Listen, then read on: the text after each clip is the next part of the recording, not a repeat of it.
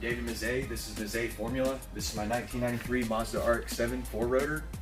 And today I'm super excited because we're about to get this car ready to go back to the racetrack. I've had it on the racetrack twice. We went to Road Atlanta and we went to the Auto Club Speedway in California.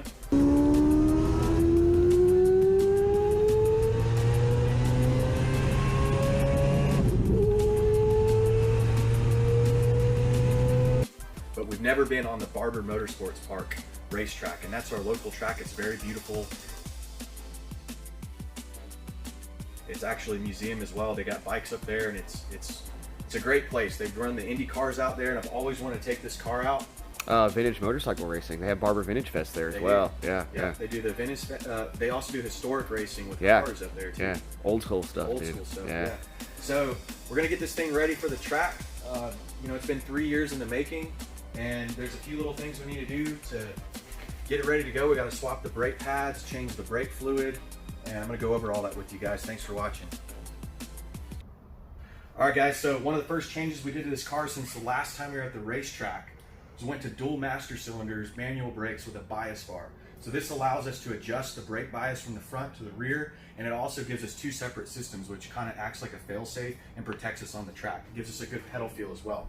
So we've got Brembo brakes on all four corners, and we're going to swap out the pads from the street pads that we have here, which are the Brembo OE pads, to the Hawk DTC, which stands for Dynamic Torque Control. These are the race pads from Hawk, and these things are super hardcore and allow us to stop the car at super high temperatures without brake fade. So I'm going to swap these out today. We're going to run a DTC 60 on the front, a DTC 30 on the rear. That's a pretty good split to help us with the bias, and it's not too strong of a pad because we're not going to be out there doing a bunch of laps. We want them to come up to temperature quickly, but we don't want an operating temperature that's so high that we can't get to the operating point.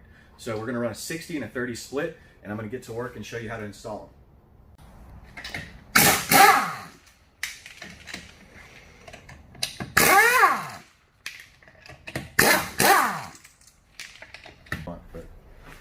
Prep them up, dude. Get your shit together.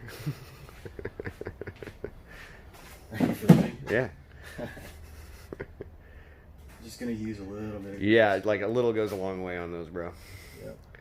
Just gonna don't need a whole lot. Don't need a whole lot. Oh, look at that technique. Yeah. Just so the pistons are happy. Yeah. You know what I'm saying? And I guess your car does have pistons, huh? How many pistons does an RX-7 have? What kind of brakes does it have?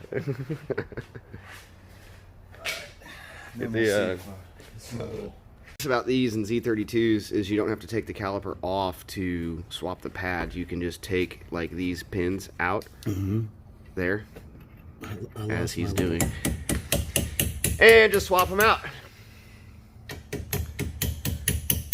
Don't scratch the paint.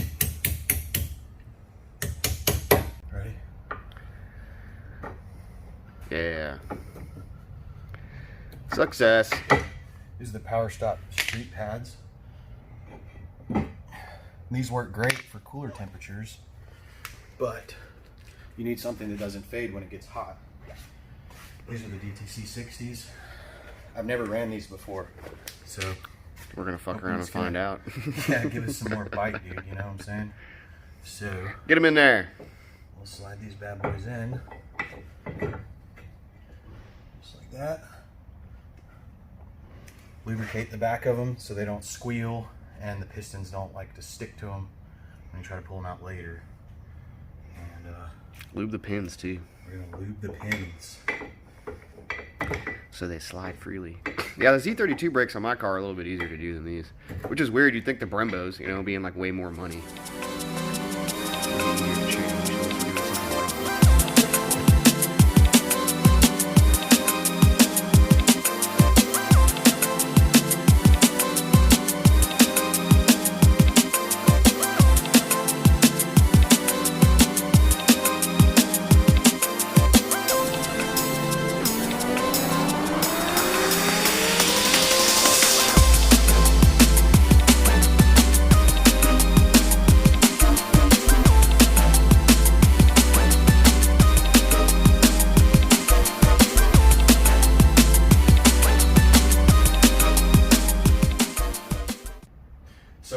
consider is the brake fluid that you run in your car. I use the Motul 660. It has a high boiling point, wet and dry.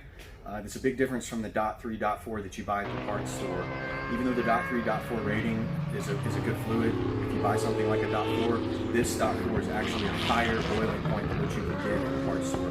That protects you from oiling your brakes, which if you boil the brake fluid, your pedal goes to the floor and you're going to run off the track. So we use this high quality Motul 660, and I want to thank Motul for this box of fluid that they gave me out at SEMA.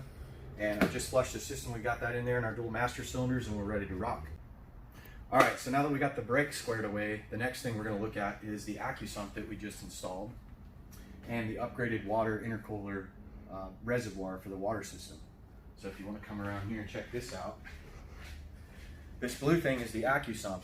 The Accusump is basically an oil accumulator. It has a piston in there that doesn't have a rod, and it allows the oil pressure from the engine to be stored on one side with air pressure on the other. So the Accusump basically allows the car to prevent oil starvation when you go around turns. So let's say that you starve the oil pump from the motor coming out of a turn and the pump cavitates, the Accusump will kick in because it's accumulated oil pressure, and it'll feed oil to the engine to give you a momentary surge protection.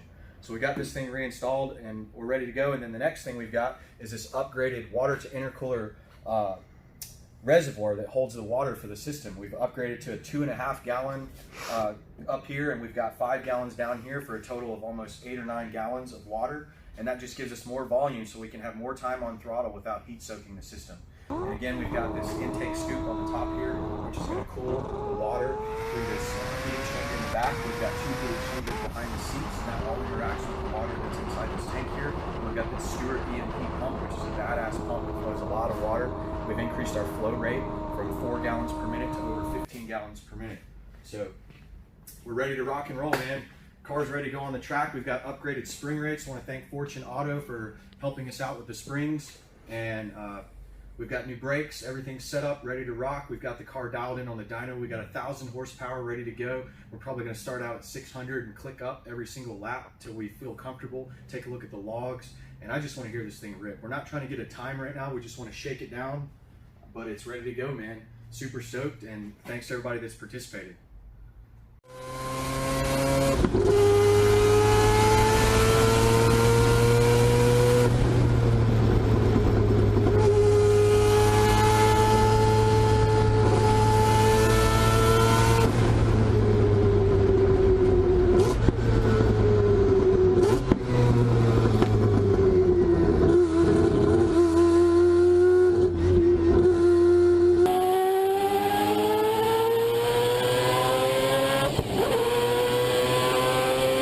you.